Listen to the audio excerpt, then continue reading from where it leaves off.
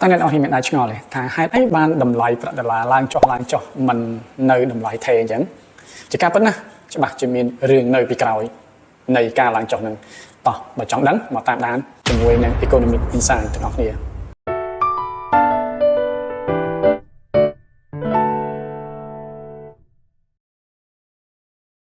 ជារៀងរាល់ខែរដ្ឋាភិបាលសហរដ្ឋអាមេរិកបានចេញផ្សាយនៅទិន្នន័យសេដ្ឋកិច្ចនិងព័ត៌មានសំខាន់ជាច្រើនមានពេលខ្លះក៏ល្អពេលខ្លះក៏អាក្រក់ដែលជាហេតុធ្វើឲ្យប្រាក់ដុល្លារប្រែប្រួលទៅតាមនោះដែរ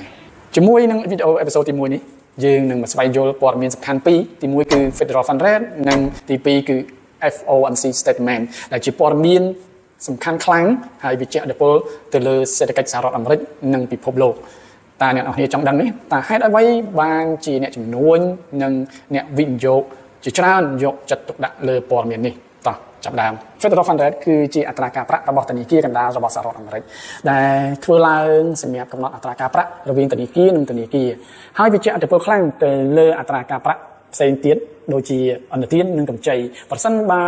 អត្រាការប្រាក់កើនឡើងនឹងធ្វើឲ្យមានការកើនឡើងនៃការចំណាយសម្រាប់អ្នកប្រើប្រាស់និងក្រុមហ៊ុនដែលវាជះឥទ្ធិពលធ្វើឲ្យសេដ្ឋកិច្ចមានការយ៉ាងជើងប៉ុន្តែវាបានធ្វើឲ្យប្រាក់ដុល្លារឡើងថ្លៃផ្ទុយមកវិញបើសិនជាអត្រាការប្រាក់ថយចុះវានឹងជួយជំរុញឲ្យមានការវិនិយោគច្រើនប៉ុន្តែវាបានធ្វើឲ្យប្រាក់ដុល្លារធ្លាក់ចុះបន្ទាប់ពីចេញនៅ Federal Fund Rate ភ្លាមៗនោះក៏មានចេញនៅ FOMC Statement ផងដែរ FOMC Statement គឺជាសេចក្តីថ្លែងការណ៍របស់គណៈកម្មការទីផ្សារបើកចំហដែលភាសាអង់គ្លេសហៅថា Federal Open Market Committee ដែលជាផ្នែកមួយនៃធនាគារកណ្ដាលរបស់សហរដ្ឋអាមេរិកហើយសេចក្តីថ្លែងការណ៍មួយនេះនឹងផ្ដោតទៅលើការសម្រេចចិត្តនៃការដំឡើងឬក៏បញ្ចុះអត្រាការប្រាក់ហើយមានការព្យាករណ៍នៃគោលនយោបាយរូបិយវត្ថុនៅពេលអនាគតផងដែរជាទូទៅអ្នកជំនួញនិងអ្នកវិនិយោគតែងតែផ្ដោតសំខាន់ទៅលើសេចក្តីថ្លែងការណ៍មួយនេះហើយដែលវាជាកន្លឹះមួយដែលជួយឲ្យពួកគេដឹងពីអនាគតនៃសេដ្ឋកិច្ចរបស់សហរដ្ឋអាមេរិកផងដែរព្រឹត្តិការណ៍ទាំងពីរនេះគេធ្វើឡើង8ដងក្នុងមួយឆ្នាំដូច្នេះសម្រាប់វីដេអូអេពីសូតទី1នេះយើងបានស្វែងយល់ពី Federal Fund Rate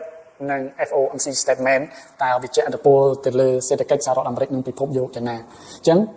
ជួបគ្នានៅវីដេអូអេពីសូតក្រោយ